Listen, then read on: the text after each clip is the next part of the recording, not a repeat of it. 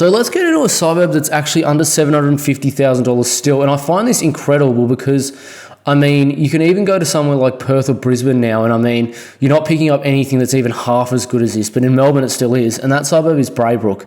I've mentioned it in previous videos, and I'll mention it again, but you're still picking up properties, I mean, literally under 750k here, and I mean, it's about 10 or 11k from the CBD, depending on where you are in the suburb.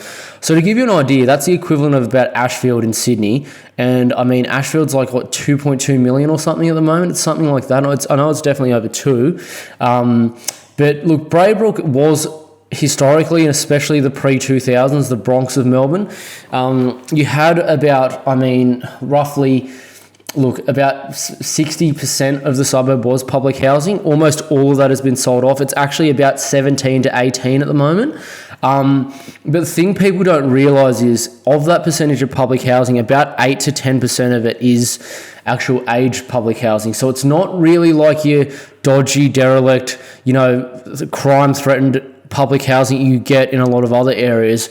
There's only roughly about somewhere between about 7 and 9% of the suburb is actually the public housing that you worry about. The rest of it is old, sort of older people. It's very quiet. You wouldn't even know it's public housing. Well, you know by the way it's constructed in terms of the old red brick style, but it's as quiet as hell. You don't get anything around that's just quite a lot of older people with a lot of sort of nurses coming in and, aged care professionals coming in to help them. So you wouldn't even realise it for the most part. So look, really good suburb. Longer term, I mean, it's done like more than it's done nearly 10% capital growth over the long term. So, and you're getting like 4% yield now. So it's ridiculous numbers behind this suburb. So look, great suburb to consider in Braybrook there in Melbourne.